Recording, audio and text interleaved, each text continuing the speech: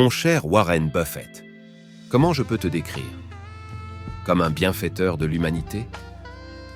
Comme le meilleur défenseur du capitalisme? Ou comme l'oracle des temps modernes? En réalité, tu n'as fait que mettre en application les principes de ton maître à penser à l'Université de Columbia, M. Benjamin Graham. Graham préconisait d'investir dans des entreprises solides sur le plan financier en ignorant les fluctuations superficielles du marché. Tu buvais ses paroles quand il recommandait d'acheter des actions d'entreprises sous-évaluées par rapport à leur valeur réelle. Graham prônait une diversification prudente du portefeuille sur différentes classes d'actifs et secteurs pour réduire les risques.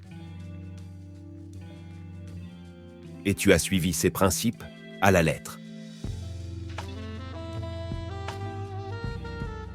Mais à ma connaissance, tu n'as jamais investi un seul dollar dans l'intelligence artificielle.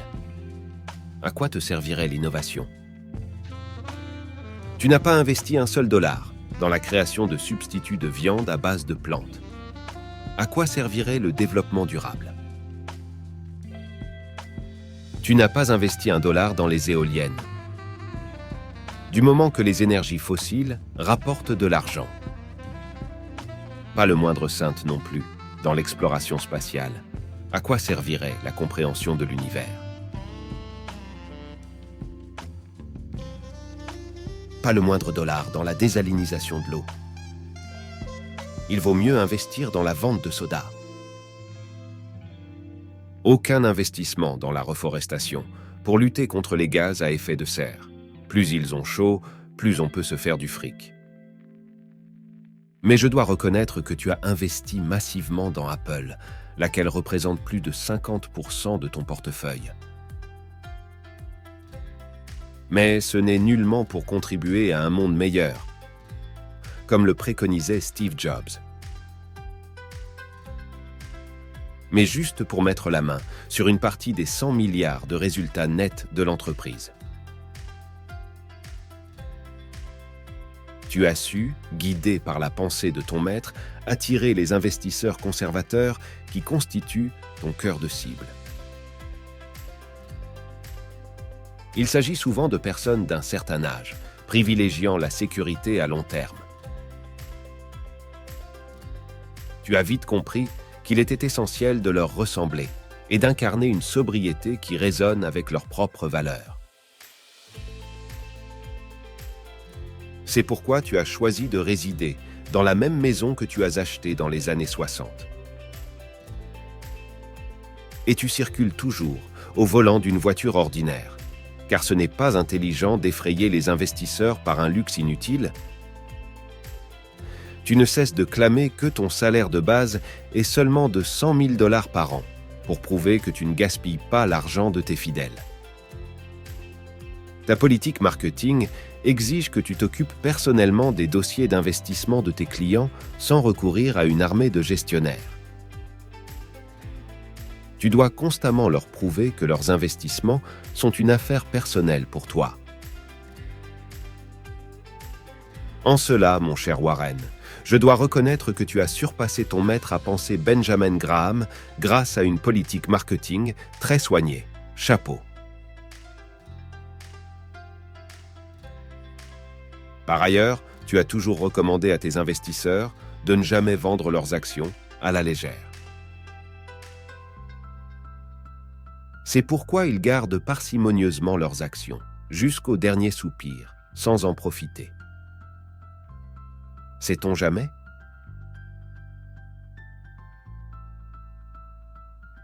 Et ils passent ainsi à côté de la vie en se disant « Si je vends mes actions maintenant, je vais sûrement le regretter. »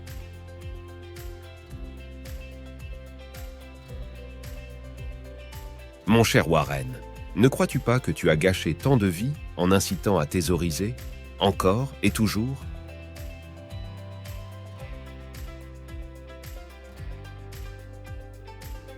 N'as-tu rien lu sur le bouddhisme?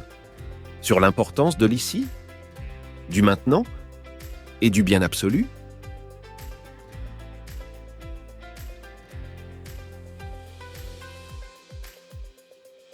Parlons de tes investissements maintenant.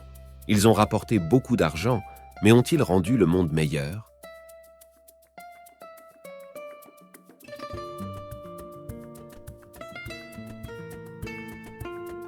À ma connaissance, tu as investi plus de 17 milliards de dollars dans Coca-Cola. En détournant ton regard de l'épidémie mondiale d'obésité et de diabète. Mais peu importe, tant que ça rapporte de l'argent. Tu n'as pas désinvesti lorsque Johnson & Johnson a été impliqué, entre autres, dans le scandale des implants mammaires. Mais peu importe, car le cours va remonter. Tu n'es pas l'oracle d'Omaha pour rien. Tu as investi dans Procter & Gamble Company, qui pourtant a été confronté au scandale des couches Pampers Dry Max. Cela ne t'a jamais posé de problème?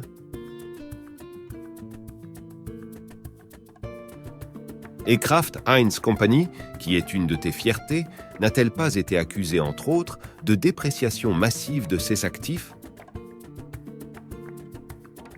Ou penses-tu, mon cher Warren, que l'argent n'a pas d'odeur? Parlons maintenant des banques dans lesquelles tu as investi et des scandales qui ont entaché leur réputation. Tu détiens des investissements très importants dans Bank of America, impliqués dans la crise des subprimes. Une crise qui a brisé la vie de millions d'Américains, alors que la banque responsable a reçu, elle, des aides, s'élevant à des millions de dollars. Bien au contraire, tu as profité de la crise pour accroître tes positions dans le secteur bancaire. Tu n'as pas vendu tes actions à la Wells Fargo Bank malgré la révélation de son système de faux comptes bancaires.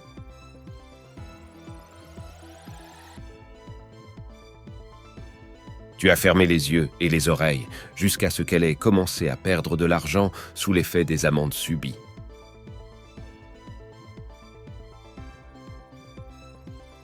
Tu viens d'investir $1 milliard dans Capital One alors que la banque a manqué à ses obligations.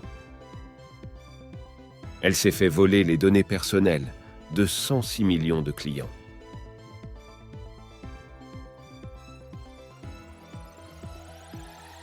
Et la JP Morgan Chase, dans laquelle tu détiens des actions, tu sais bien qu'elle a été accusée d'avoir facilité les abus sexuels de Jeffrey Epstein.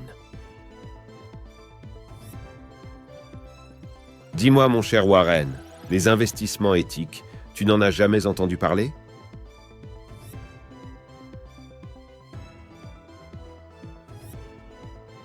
En revanche, je ne peux pas nier que tu es l'un des plus grands philanthropes qui ait jamais existé. Sauf que tes milliards de dollars vont à des organisations dirigées par tes enfants et par tes amis. Étrange, non? La fondation Howard Buffett est présidée par ton fils Howard, qui d'ailleurs a été directeur de Coca-Cola Company. Les deux autres fondations sont également dirigées par Susan Alice Buffett, ta propre fille, mon cher Warren. Tu as fait des dons à la fondation de tes amis proches, Bill et Melinda Gates, qui naviguent dans des eaux troubles.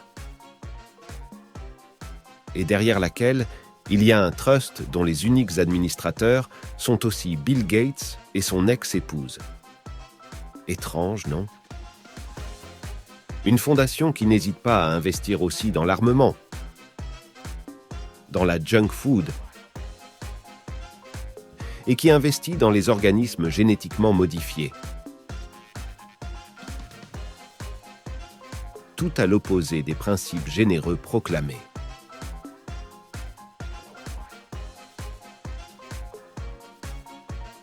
Il faut que tu comprennes, mon cher Warren, que l'investissement dans la valeur ne sert qu'à alimenter les guerres, qu'à étendre la précarité, qu'à ravager la planète. Alors qu'il est urgent d'investir plutôt dans l'humanité. de bonne foi et sans arrière-pensée.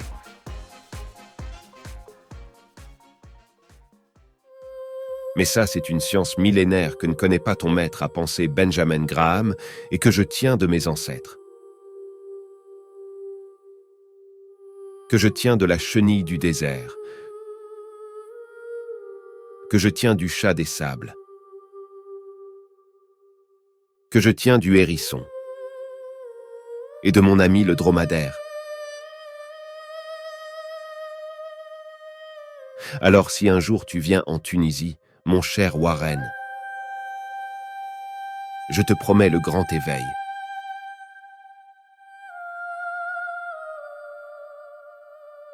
Et je te promets les vraies richesses.